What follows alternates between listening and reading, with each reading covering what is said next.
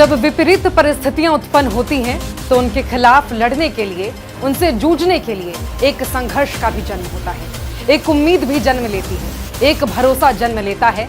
आजाद भारत की चौथी पीढ़ी, तीसरी पीढ़ी में जन्मे एक व्यक्ति के भीतर वही आत्मबल और दृढ़ संकल्प देखती है जिसके नेतृत्व में जन कल्याण के वो सारे मुकाम मुमकिन हैं,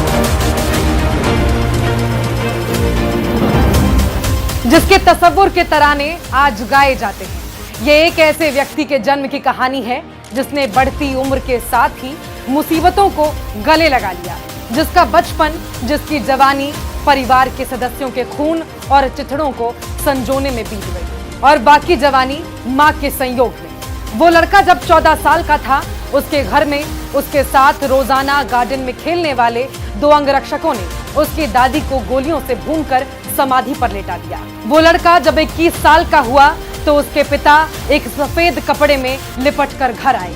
वो लड़का जिसने त्याग और बलिदान के पहलुओं को सबसे करीब से महसूस किया, जिसने सबसे बुरे वक्त में अपनी मां को सहारा दिया, जिसने करुणा और संयम के साथ वो सारे इल्जाम अपने ऊपर ले लिए जिसका उसके नाम से कोई वास्ता ही नहीं था। वो लड़का जो अपने खिलाफ सैकड़ों फर्जी बातें सुनने और पढ़ने के बावजूद नकारात्मक प्रतिक्रिया देना नहीं सीख पाया, जिसे गुस्सा नहीं आता, जिसके नाम के आगे एक विरासत है, एक डायनेस्टी है, जो एक विशाल सपना है। सपने में एक तस्वीर है और उस तस्वीर में जिसमें मुकम्मल हिंदुस्तान समाहित है, जिसमें शामिल होते हैं हम भारत के लोग।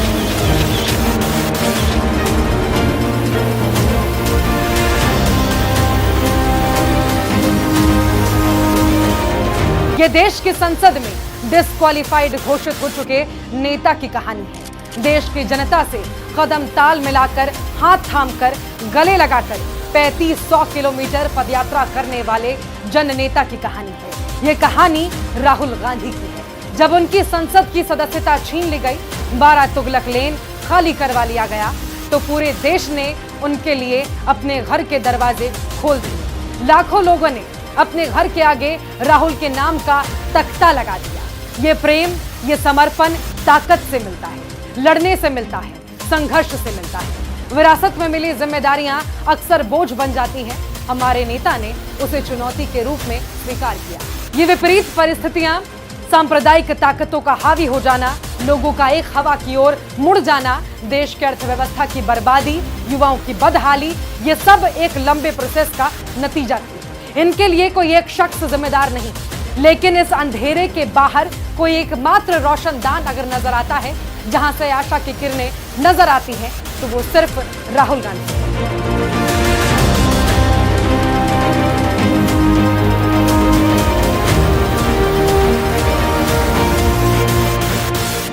जब कभी दुनिया के किसी हिस्से में सियासतदानों के हिटलर शाही को बढ़ावा दिया है, लोकतंत्र की खूबसूरती को मिटाने की कोशिशें की हैं, एक आदमी मजबूती से उनके खिलाफ खड़ा मिला है।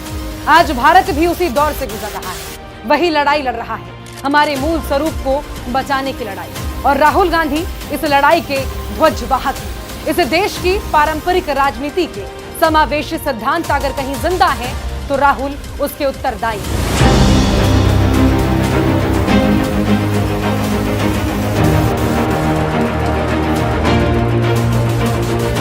राहुल अगर चाहते तो साल 2009 में पीएम बन सकते थे, उनके नाम का कोई विरोध भी नहीं करता, लेकिन उन्होंने अलग रास्ता चुना।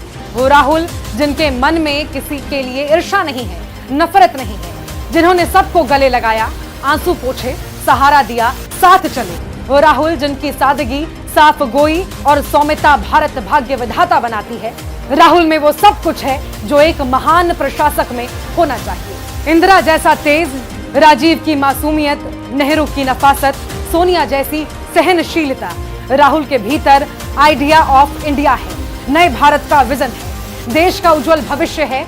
आज राहुल का जन्मदिन है। आज के दिन ही इंदिरा के घर में किलकारी गूंजी थी, 19 जून 1970, जिस दिन सोनिया ने एक स्वस्थ पुत्र को जन्म दिया।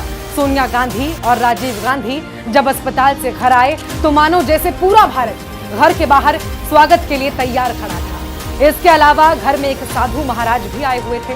जो उनके पुत्र की जन्म कुंडली बनाने वाले थे। इंदिरा ने बच्चे के लिए राहुल नाम सुझाया, सोनिया ने बच्चे के नाम के लिए हामी भर दी। गौतम बुद्ध के पुत्र का नाम भी राहुल था और संस्कृत में इसका अर्थ होता है जो योग्य हो।